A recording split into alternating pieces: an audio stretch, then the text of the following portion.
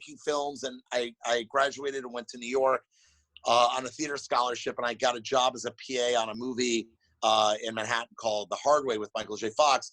And they gave me this walkie-talkie, and I called my parents that night at 3 a.m. I said, I'm never going to be an actor again. They're like, what? I said, it's over. It's done. I want to be on movie sets till the day I die. I don't know what I want to do. And I went to film school and found producing and moved out to Los Angeles. Wow. Yeah. And then when you got to Los Angeles, when did you become Mark Wahlberg's assistant right away? I moved out to LA, graduated. I moved to LA, and I had sold my first indie feature film that I made in college. And back then there was a DVD market, a VHS market, whatever it was. You know, I made some money and I went crazy, and then I was broke like most people. And especially at like 20 something, when you make $1, you make $3, it's gone in 3 minutes. So yeah, you think you're rich for life. Billionaire. I thought I was a billionaire when I came out here. Then I Totally.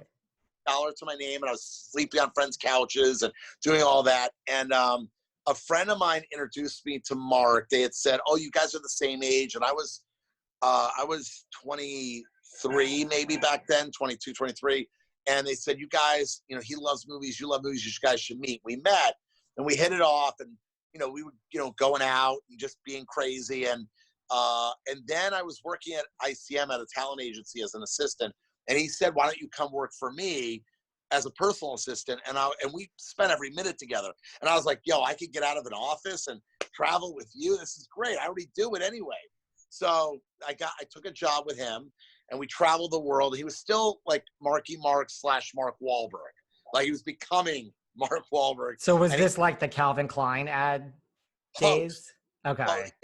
Renaissance Man and Basketball Diaries, and he was just shooting the movie Fear, which was like the first big movie he did, pre Boogie Nights, and then up until Boogie Nights. So it was fun, and I got to travel the world with him and go to all the MTV Spring Break and all the different things, and it was fun, and it was great, it was wild, and he taught me kind of a lot about how to maneuver in the business, because he had been in the business since New Kids, since Marky Mark days.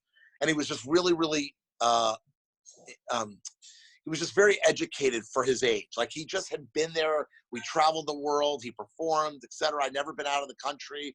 And so from there, I'm trying to remember so from there, I basically dragged bags through airports and was a personal assistant.